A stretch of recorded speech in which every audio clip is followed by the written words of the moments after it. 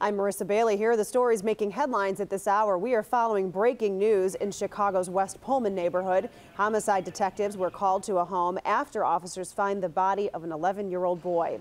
It happened in an upstairs apartment building near 119th and Peoria around 1 this morning. Officers say they found the boy on the floor unresponsive with blunt force trauma to the head. Investigators were at that scene for hours gathering evidence. They say they're now questioning 3 people in connection to the case, and they know the relationship to that boy.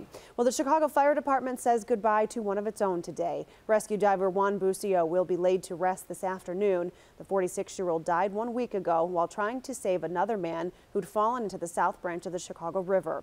Firefighters from across the city and the country came to Chicago to pay their respects to Bucio. Among those in attendance at the visitation last night, Governor Bruce Rauner and Mayor Rahm Emanuel. New research presented right here in Chicago could make a big difference in breast cancer treatment for women. A genetic test was done on tumor samples after surgery to determine if chemotherapy would benefit a patient. The research shows 70% of women with early stage breast cancer do not need chemo. This was the largest breast cancer study ever done. It was presented here at an American Society of Clinical Oncology meeting, which does run through the end of the week.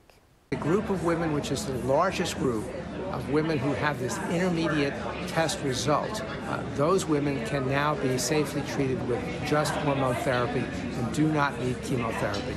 That was what the uncertainty was, and now we have definitive evidence that they do not need chemotherapy. Researchers say the study's findings may not apply to premenopausal women. Meteorologist Megan Glaros here now with a look at your forecast. Hi, Meg. Yeah, hey there, Marissa. We are looking at 78 for the high temp out there today. I mean, that is nice.